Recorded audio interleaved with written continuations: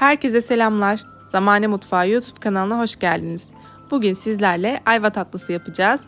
Hiçbir katkı maddesi kullanmadan yumuşacık ve bu güzel renkte ayva tatlılarını hazırlamak isterseniz tarifi izleyin derim. Bu arada tarife başlamadan önce şunu hatırlatmak istiyorum.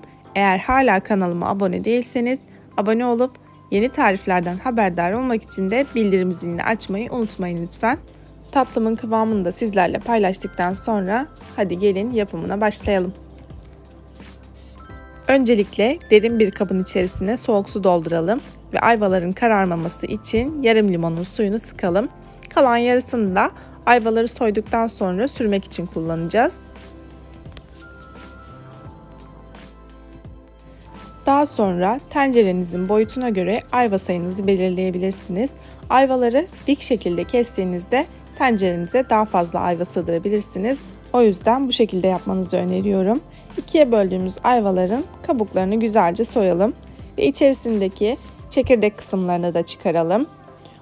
Her an bıçağı elime saplayacakmış gibi göründüğümün farkındayım ama dikkatli olursanız bu işlemi kolaylıkla yapabilirsiniz.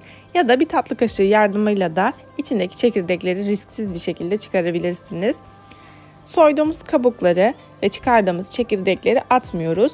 Bunları tencerenin dibine dizmek için kullanacağız. Ayvamızı hazırladıktan sonra kalan diğer limonumuzla her yerine güzelce sürüp kararmamaları için tekrar limonlu suya bırakabiliriz. Kalan diğer ayvaları da aynı şekilde hazırlayıp limonlu suda bekletelim.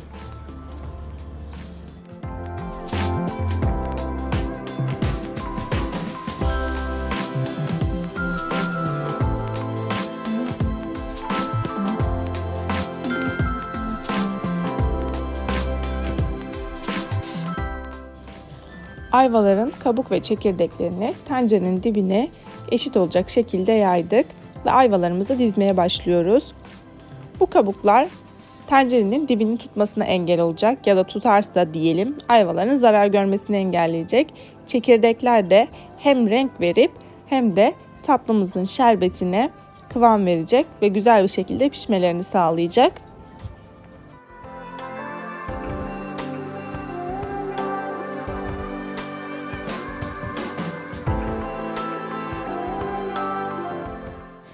Şeker miktarını ayarlamak için her yarım ayvanın üzerine yaklaşık 3 yemek kaşığı kadar çok da tepeleme olmayacak şekilde toz şeker ilave edelim.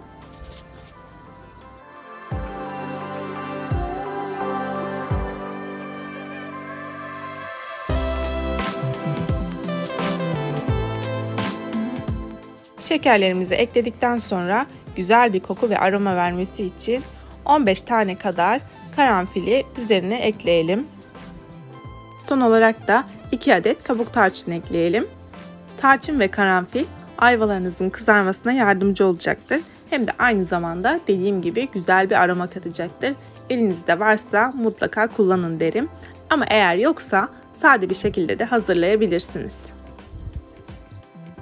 Tenceremizin içerisine 1 su bardağı da soğuk su ilave edip tencereyi artık ocağa gönderebiliriz. Bu soğuk su da ayvaların yumuşamasına yardımcı olacaktır. Çok az göründüğünün farkındayım. Ayvanın kendi suyuyla ve bu ilave ettiğimiz 1 bardak suyla güzel bir şekilde pişecektir. Ayvaları öncelikle ocağın orta gözünde pişireceğiz. İlk etapta kaynayana kadar yüksek ateşte pişirmeye başlayalım. Ben aşama aşama yine ayvaların ne durumda olduğunu sizlerle paylaşacağım. Kapağını tam kapatmayalım. Yarım olacak şekilde ayvalar kaynayana kadar pişsinler. Ayvalarımız kaynamaya başladı. Ocağımızın altını kısabiliriz.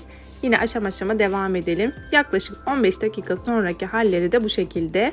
Sularını saldılar ve yavaş yavaş da kızarmaya başladılar. Gösterdiğim gibi şerbeti de koyulaşmaya başladı 15 dakikanın sonunda. Yavaş yavaş bu şerbeti çekerek ayvalarımız kızarmaya devam edecek. Zaten bir 15-20 dakikada yumuşama işlemi gerçekleşiyor ama istediğimiz rengi alabilmesi için yaklaşık 1 saat ya da 1 saat 15 dakika kadar pişirmemiz gerekiyor.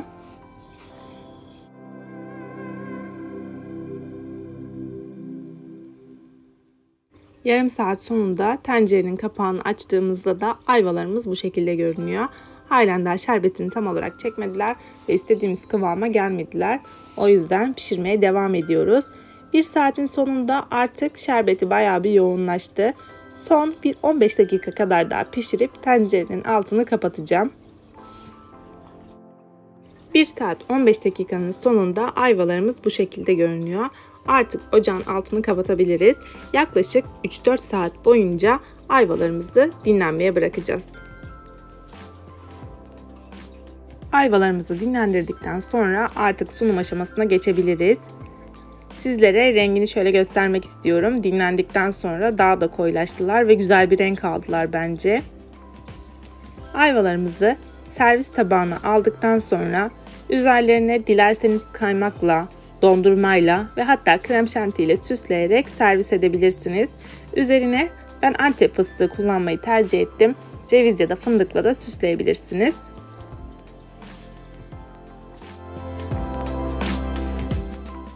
Rengiyle, kıvamıyla ve bence kokusuyla gerçekten güzel bir tatlı oldu. Mutlaka denemenizi tavsiye ediyorum. Tarifimizin sonuna geldik. Eğer bu tarif işinize yaradıysa beğeni butonuna mutlaka basmayı unutmayın. Yorumlar kısmında yorum, soru veya önerileriniz varsa benimle paylaşabilirsiniz. Mutlaka geri dönüş yaparım. Tekrar görüşünceye kadar hepiniz hoşça kalın.